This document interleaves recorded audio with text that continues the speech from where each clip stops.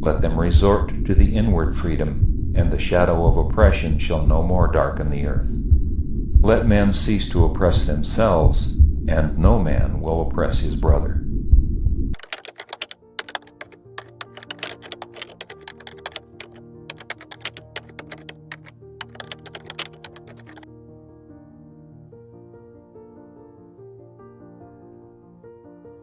There is no bondage in the heavenly life. There is perfect freedom. This is its great glory. This supreme freedom is gained only by obedience. He who obeys the highest cooperates with the highest, and so masters every force within himself and every condition without. A man may choose the lower and neglect the higher, but the higher is never overcome by the lower. Herein lies the revelation of freedom. Let a man choose the higher and abandon the lower. He shall then establish himself as an overcomer, and shall realize perfect freedom. To give the reins to inclination is the only slavery. To conquer one's self is the only freedom. The slave to self loves his chains and will not have one of them broken, for fear he would be depriving himself of some cherished delight. He clings to his gratifications and vanities, regarding freedom from them as an empty and undesirable condition. He thus defeats and enslaves himself. By self-enlightenment is perfect freedom found.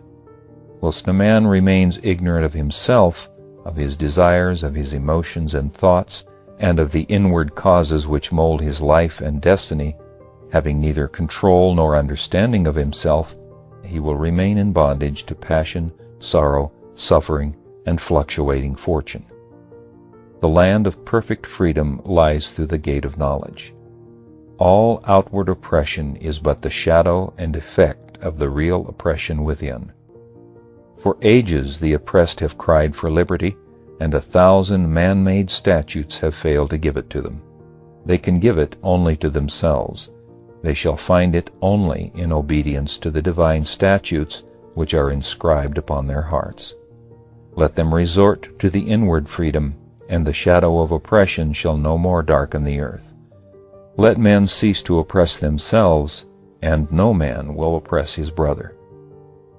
Men legislate for an outward freedom, yet continue to render such freedom impossible of achievement by fostering an inward condition of enslavement.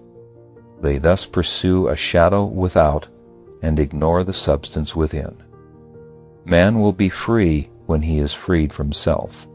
All outward forms of bondage and oppression will cease to be when man ceases to be the willing bondslave of passion, error, and ignorance.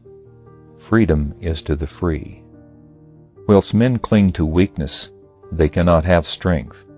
Whilst they love darkness, they can receive no light. So long as they prefer bondage, they can enjoy no liberty. Strength, light, and freedom are ready now, and can be had by all who love them, who aspire to them. Freedom does not reside in cooperative aggression, for this will always produce reactively cooperative defense, warfare, hatred, party strife, and the destruction of liberty. Freedom resides in individual self-conquest. The emancipation of humanity is frustrated and withheld by the self-enslavement of the unit. You who cry to man and God for liberty, liberate yourself. The heavenly freedom is freedom from passion, from cravings, from opinions, from the tyranny of the flesh, and the tyranny of the intellect, this first, and then all outward freedom as effect to cause. The freedom that begins within and extends outwardly until it embraces the whole man is an emancipation so complete, all-embracing, and perfect as to leave no galling fetter unbroken. Free your soul from all sin, and you shall walk a freed and fearless man in the midst of a world of fearful slaves, and, seeing you, many slaves shall take heart and join you in your glorious freedom.